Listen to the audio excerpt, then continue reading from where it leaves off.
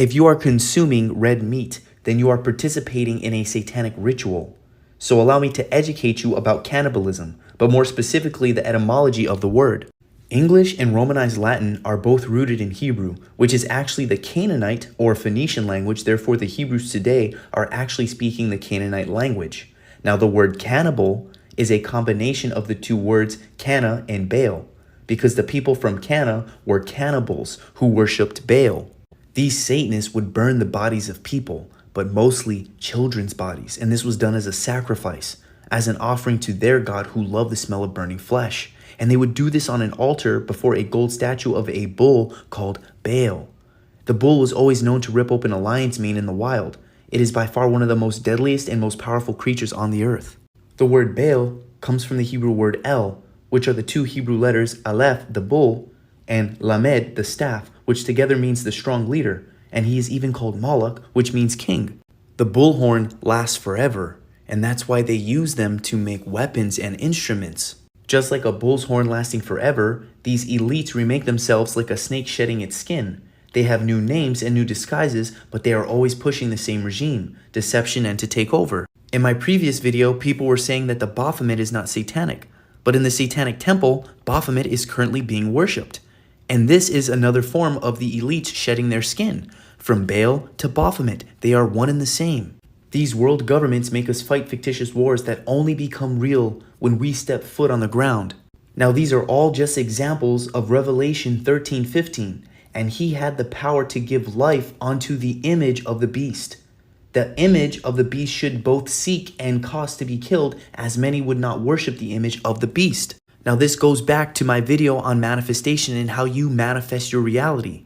This is what they're manifesting. They're manifesting this demon. They're manifesting these wars. They're manifesting governing your mind. All religions are paying homage to a specific planet, which in Greek were called primordial gods, because they represent emotions and characteristics within us. Christian churches are usually facing the east to catch the sun rise, as it always rises in the east every single morning, and the Muslims pray to the west, which is supposedly the direction of the Kaaba, which itself is homage to Saturn, the black cube, which represents matter. He's also called Kronos, Father Time, aka the Lord of the Rings. And that's because Saturn is very slow in his journey through the zodiacs. Therefore, he's slow and grumpy like Ebenezer Scrooge. But the main reason why Muslims pray to the west is because they are worshiping the setting or dying sun. The Egyptians built most of the tombs and pyramids, including the Valley of the Kings on the west side of the Nile River, because that is where death happens. When the sun sets, it is red. And that is the concept of Horus versus Set in Egypt. Set was the red deity that always wins the battle every night. He was the sun that sets. They worship the opposite of the rising sun, which is Jesus. And they worship the dying sun, which is Kronos or Jesus when he is crucified, because that is when Jesus becomes one with his Father, aka Horus joining Osiris. Horus is the morning sun. Ra is the afternoon sun. Set and Atum are the evening suns, and Osiris and Amun are the midnight suns. Now, I wouldn't call any ritual a pagan ritual. I would say that all rituals are perverted rituals because they are mirroring concepts of what is not meant to be taken literal. They make images and idols and bring them to life for your salvation, when your own salvation is actually within yourself. You do not need to offer anything to God unless he was a physical person, but God is within you. So making an offering is you meditating every day or fasting or being your highest self.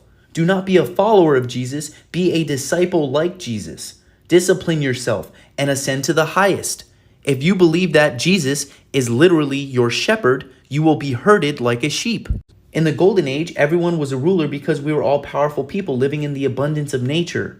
Unfortunately, this way of life has failed, and as the old world ended, the new world of meat-eating and hunting societies was born.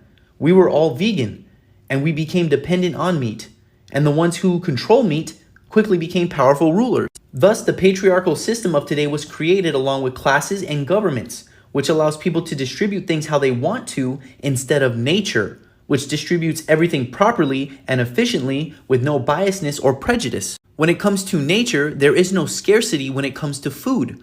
Fruit is literally falling off the tree and rotting because nature is abundant. The word matriarchy comes from Ma'at in Egypt, and she holds the golden scales and represents Mother Earth because she's the only one that can actually make equal measurements, which is what a footstick or a ruler does. The Golden Age is the Garden of Eden, where we are abundant. And the dark age is what we're currently in, and that's where patriarchy rules, and it will end the moment we end the last pope, because the pope in Spanish is papa, which means father, which is the basis of patriarchy. Matriarchy is matter, aka space, and patriarchy is patterns, aka time. Satan, Baal, Baphomet, they are collective. They are the opposers. And they are controlling this system, and that's what I've been trying to tell you since day one. And when you're consuming meat, it puts you in your reptilian mind so they can govern you and control you.